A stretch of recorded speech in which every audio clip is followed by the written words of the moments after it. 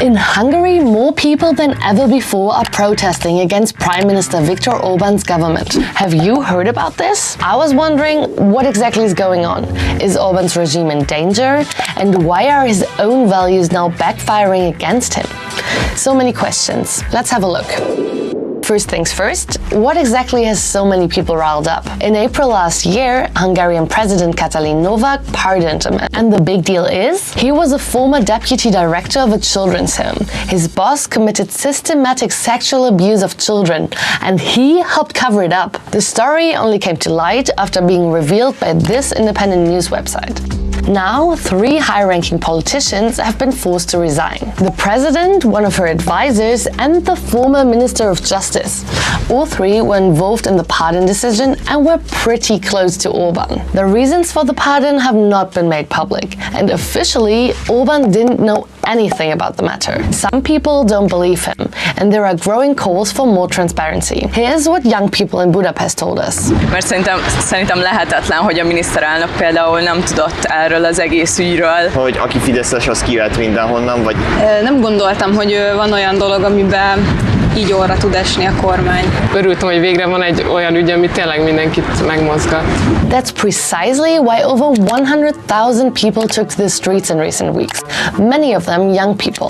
And it was Hungarian influencers who organized the protests. Not only because of the abuse scandal, but also to criticize underlying grievances in the country. Alright, scandal, protests. So what makes these ones so remarkable? After 14 years of Orbán's government, many Hungarians are done with politics, also due to the general lack of alternative options. So why is this scandal getting so big? Ellen Bose is a political scientist and a lecturer at the Andrássy University in Budapest. She says that there are 3 reasons for the backlash. Zum einen betrifft er quasi die höchste politische Spitze des Systems und es geht um eine moralische Frage, die also über die Lager hinweg, über die Generationen hinweg, über Interessengruppen hinweg eben für Empörung sorgt. Zum anderen betrifft der Skandal einen fundamentalen Bestandteil der Identität des Systems Orbáns oder auch der ideologischen Grundlage, könnte man sagen. What Ellen means is Viktor Orbán likes to present himself as the defender of Christian Europe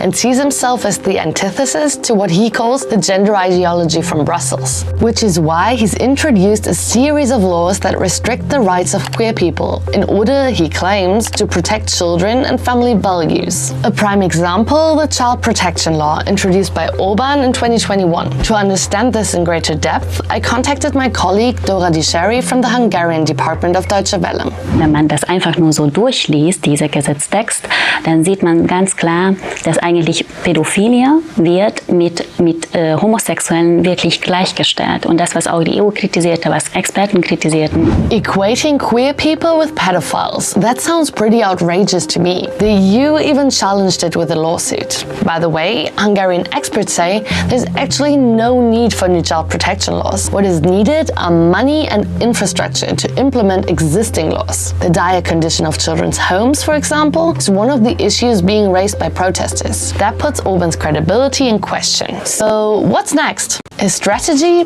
Job done, move on. First, he publicly condemned the pardon scandal culprits and ensured they were replaced. He also announced even more child protection laws. We contacted the Hungarian government to ask for details, but got no reply. Will these measures be enough to get the Hungarian public off his back?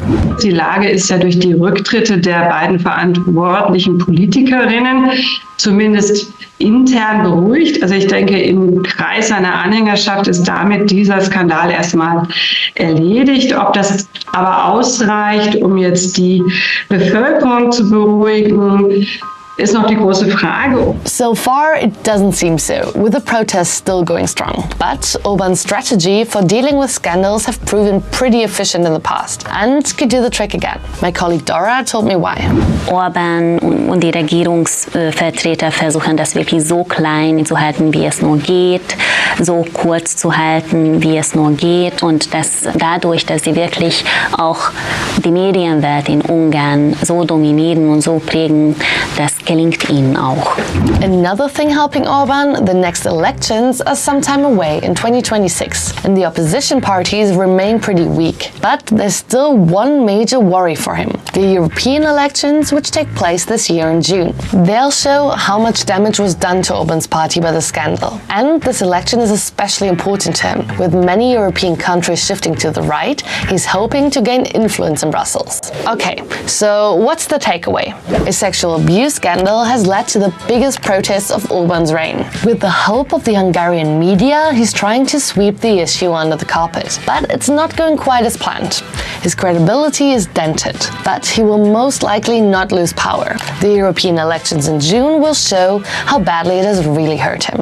This was the first video of our new series, Enter Context. On which topics in Europe do you want more context? Let me know in the comments.